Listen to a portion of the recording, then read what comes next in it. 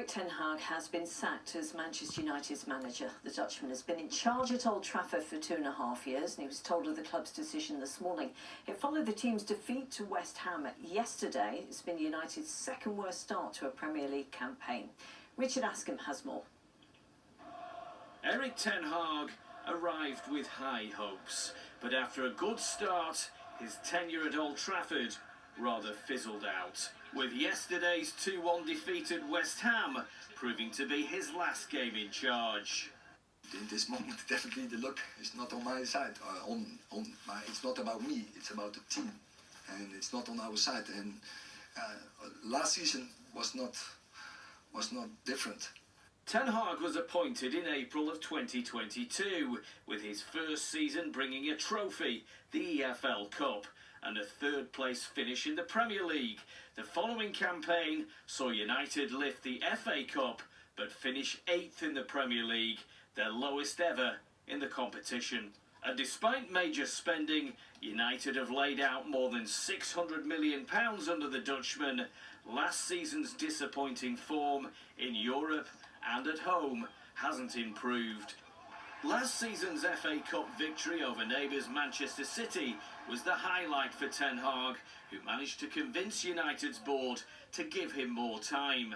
And a new contract extension, meaning the Dutchman's payoff could be as much as £18 million.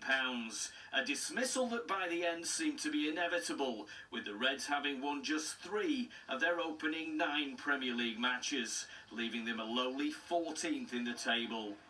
A position that has led the new Manchester United regime to decide that Erik Ten Hag's time at Old Trafford is up.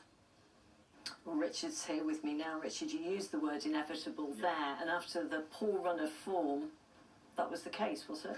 I think it was, Ellie. Not just poor form in the Premier League, the time that Erik Ten Hag's been given as well, but also poor form in Europe. United are 21st out of 36 teams in the Europa League, so that has been poor. And I think when you couple that with the spending, I mentioned it there, but more than £645 million has been spent since Erik Ten Hag took charge. I think it was inevitable that sooner rather than later Sir Jim Ratcliffe, the co-owner, and the Manchester United board would make a change.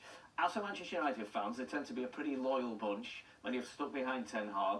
Perhaps that's started to change. Here's what some of them had to say a short time ago. I think he's done well to last as long as he did, but any manager leaving is sad, I suppose.